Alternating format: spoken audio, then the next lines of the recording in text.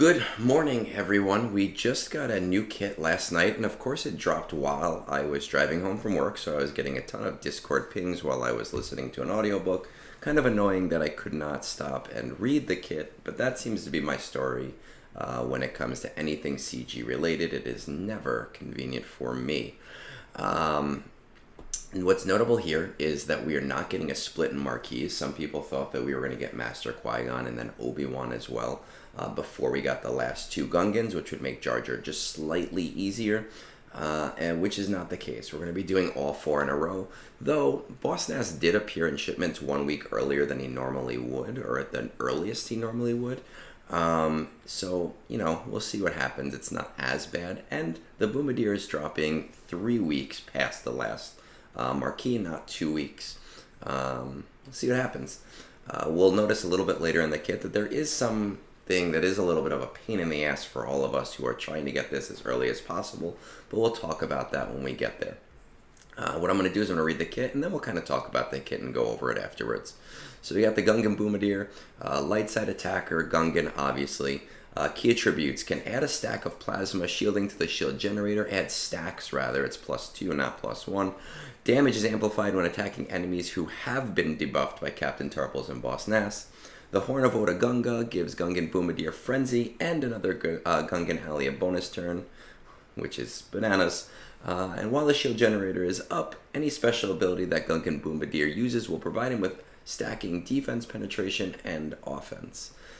Inspiration: when figuring out who the Gungans in the squad would include, we both took the concept of the Gungan Militagung and broke it out into both the shield Phalanx and the unit we're talking about today, the Boomadier.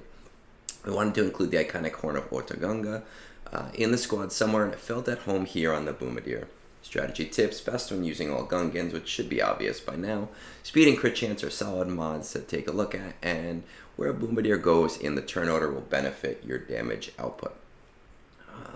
Most of the FAQ is pretty much the same. What's notable here is two things. The amount of the Omicrons for the first time reward for Tier 7 has been upped from 2 to 4, but now you need all 5 Gungans at Relic 5, which means that if you did not wail on Boss Nass or Captain Tarples, you're kind of screwed here.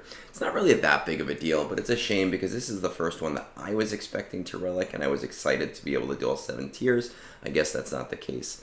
The other notable exception is that the time for the daily reset now happens at the time of the marquee, 11 a.m. Pacific. And what that means is that there's no 8th Phantom Day of rewards, so it is going to be a little bit harder to get this guy to his relic levels. Instead of going 75 to 85 on the first day and then getting to it on day 7, you're now going to need to go... this is off the top of my head, so don't hold me to it, but I believe it's 95 out of 85. So you'll need to actually be 10 of 100 on day 1 in order to get yourself to 7 stars by the end of the event. So let's see what we got here. Basic ability: catch this. They're really leaning on these plasma ball things. Deal physical damage to the target enemy. This damage is tripled if the enemy is shocked. Gain speed up for 1 turn. First special, cooldown 3. Cluster Booma looks very familiar with Captain Tarples. Deal physical damage to target enemy. Deal an additional instance of damage for each offense down, defense down, healing immunity, and speed down on target enemy. Max of 5 stacks.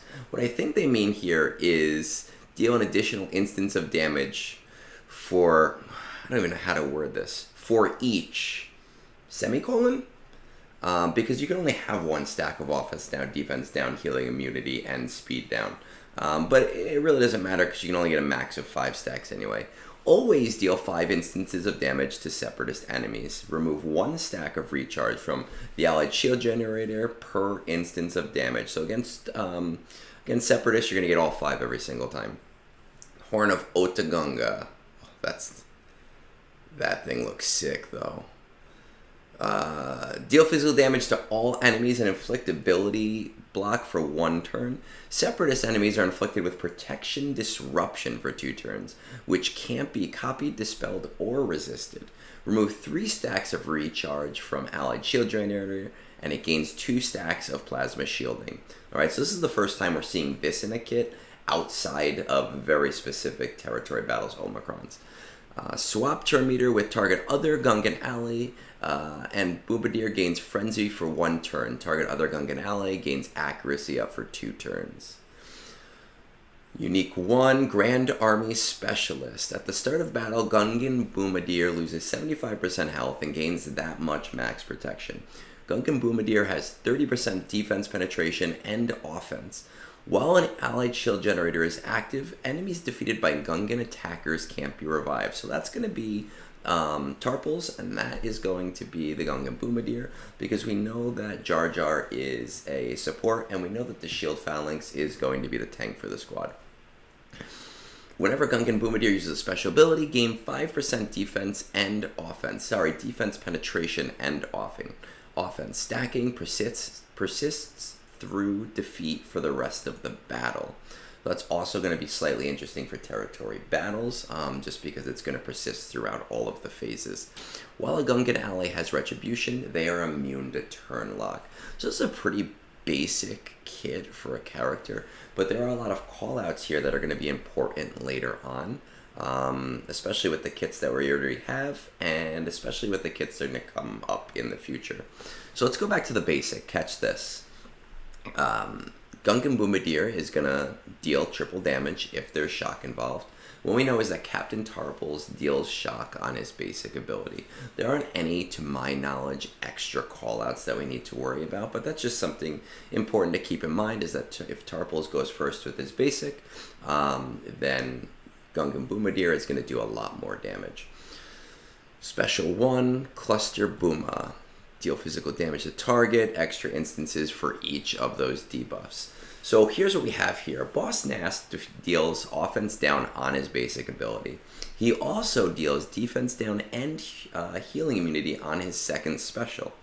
Boss Nass Lead grants speed down on out of turn attacks, and we have so far a pretty decent amount of them throughout all of the kits, right? Tarpals counters anytime there's a debuffed enemy that attacks him.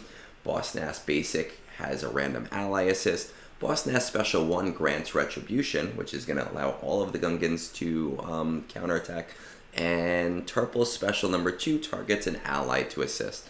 So already with 3 kits, we have quite a few callouts that are going to allow us to do out-of-turn attacks. Special 2, Horn of Otagunga. That's going to give us Frenzy, 100% TM on special move. And that's going to give our +2 plasma shielding, which is the first time we're seeing this outside of TB.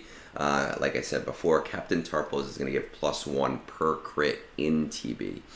Now, I'm not sitting here testing the kit. I don't have the kit right now. It is only... Oh, I do have the kit. I don't have the character. It is only Tuesday. But what I'm basically seeing here is that with Special 2, we're probably going to want to pass that along to give the Boomadier back his turn so that he can use his Special 1 afterwards. Alright, so something like, and this is just off the top of my head, is if Boss Nass goes first and does his basic, and then I pass this off to, or I pass a turn back to Boss Nass, use his Special 2, now I have a lot more stacks. We'll see how that works when we get there. And our unique calls out Retribution. As of right now, the only Retribution we have is on Boss Nass's Special number 2, which is going to grant that to the team. Now, some notable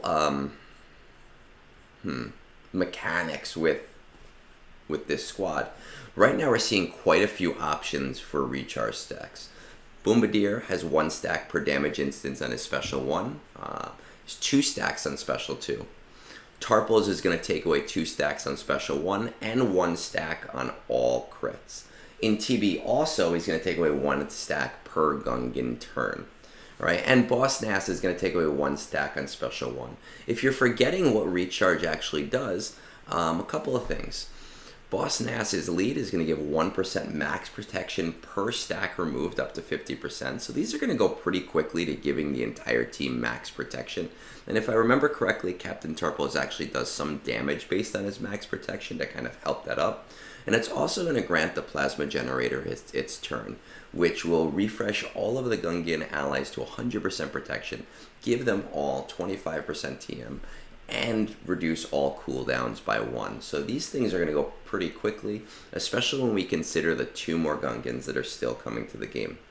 Now, we knew that the Gungans were going to take out the Separatists pretty handily and pretty easily, but there was some concern over things like Retribution with Count Dooku, and some belief that maybe a trench team with Dooku and Wat would be able to take this team out because of the max protection thing and having very low health.